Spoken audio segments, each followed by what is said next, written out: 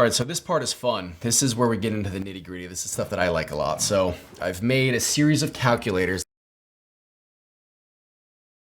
So what you're gonna wanna do is when you find this calculator, you're not gonna be able to edit it yourself. You're gonna go to File, you're gonna go to Make a Copy right here, and then it'll come over to your Google account and you'll be able to do whatever you want with it. So we have a few different layers of what we're gonna look at. So I was mentioning marketing ROI versus all-in ROI. I was talking about conversion rates. I've been talking about average order value. So I want to put into practice what the effect of your business is on improving your conversion rate or improving your average order value, for example. Let's say that your conversion rate, so for 1,000 clicks, your conversion rate is 1%, and on average, people spend $45 on a transaction. So for 1,000 clicks coming in the door, your revenue is $450. Now you're probably saying right now, wow, 1,000 people came through and they only got $450 worth of stuff.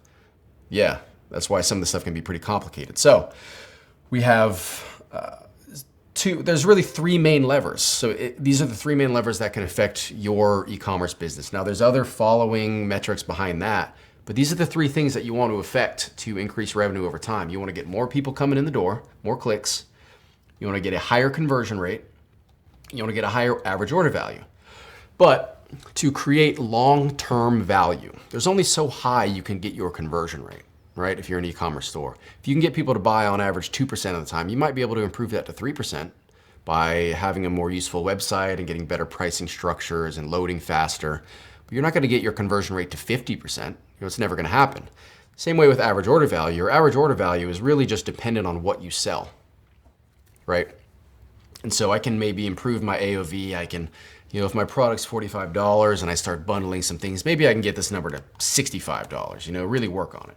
But the way to improve your long-term viability, it's just that clicks number. If I can get this from 1,000, I can get this to 100,000, right? Now all of a sudden I'm making $65,000 in a month because I got 100,000 clicks. And so that's where you start affecting the amount of businesses that you can get to come in. That's where you can get affiliates involved. That's where you can get retailers involved. That's where you can get your social media involved, because that's going to be the main thing that's going to drive you over time. All three of these levers affect your revenue number, but clicks is the main thing that's going to help you grow. So let's dig a little deeper into this calculator here. So here's the second level to this. We talked about marketing ROI. So we got 100,000 clicks coming in the door. So let's make these numbers smaller again. Let's simplify this. We got 1,000 clicks coming in the door, and on average, we're paying $1 per click. So with the numbers we have established here at this point, my advertising cost is going to be $1,000, but my revenue will have only been $650. So my 1% purchase rate, my 1% conversion rate, and my $65 average order value wasn't profitable. I'm losing money on this. My marketing ROI, as you can see, is now 0.65. So what do I do? For my number, what do I do? What can I affect? So I can try to find cheaper places to get CPC. So maybe I can drop my cost per click to 50 cents. And now all of a sudden I'm a little bit profitable, just a little bit. Or maybe I can really improve my website and I get my conversion rate to 2%. So now all of a sudden, I'm snowballing a little bit. My conversion rate's gone up. I found a way to get my cost per click down. And those are, I can maybe change my click number, but that's not going to change my ROI. If I change this to 10,000 clicks, my ROI is still going to stay the same because I'm still paying the same amount per each click that comes in the door. So where I'm going with this is, in order to be profitable with online advertising, you need to have a healthy cost per click. You cannot have a $2 or $3, $4 CPC and make money on this stuff.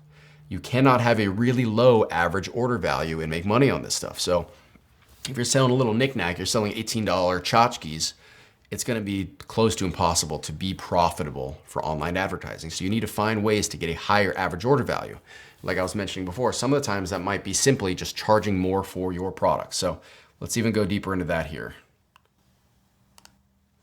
So now I had my marketing ROI. Now I was talking about our all-in ROI. So now we got three layers to this. So I hope you're following along. And if you are not following along, just find the link to this calculator, copy it yourself, start messing with the numbers. It'll make sense. So now we're at the third layer. First, we had just our inbound clicks and our revenue. Then we had our marketing ROI. Now we're going to look at our all-in actual ROI based on our cost of goods sold.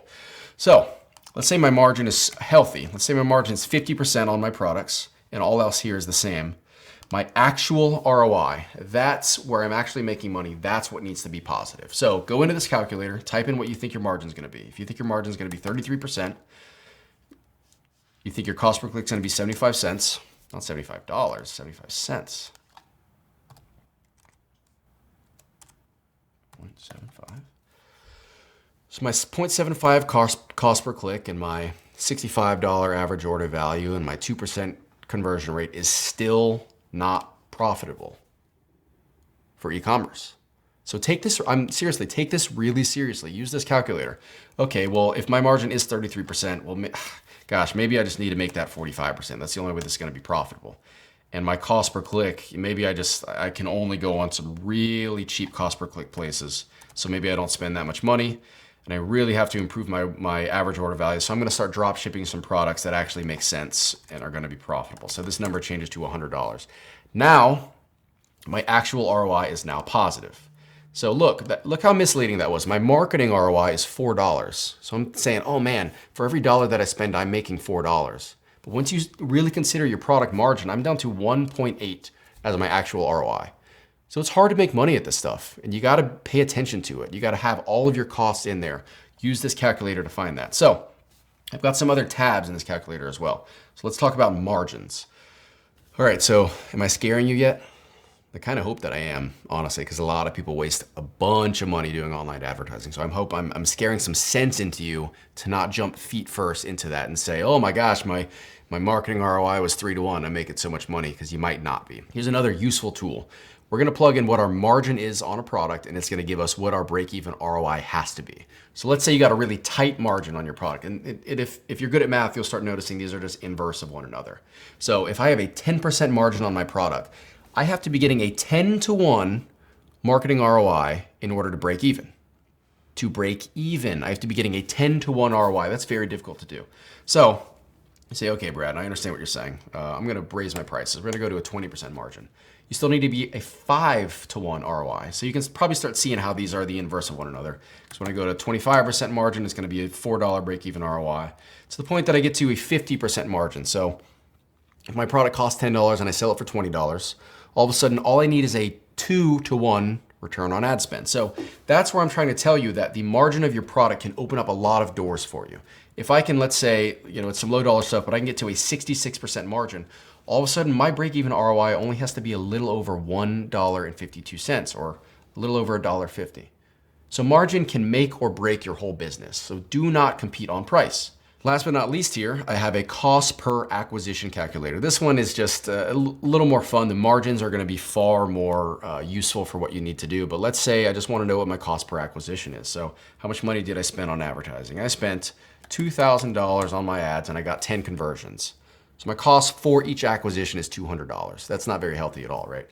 So let's say I spent $2,000 in advertising and I had 5,000 conversions. Now all of a sudden my cost per acquisition is 40 cents. Super, super healthy. So cost per acquisition, that's going to be just another way of looking at conversion rate or even ROI. Those are similar metrics that kind of get you to the same thing, which is, am I profitable? And you need to be asking that question to yourself before you start doing the advertising, not after. All right, so at this point, you're probably thinking, okay, Brad, I know what I'm going to do. I'm a genius. I'm going to mark all my products at $10,000 so that when I do get a conversion, they'll be wildly profitable. Well, I got bad news for you there too. So in my own professional experience, there is a bell curve that exists here. There is a place at the beginning where you are not charging enough and you are losing money because your margins are so thin, even though you're getting sales. And you climb up to the top of this bell curve that you're gonna have to find. I can't tell you where that is for your product. You're gonna have to find where the peak is of I have my margin as high as can be, my ROI is as high as can be, but people are still purchasing this product. Because then you fall off pretty quickly. So let's say you got some really high dollar stuff. Let's say you're selling a toolbox and it's worth $20,000.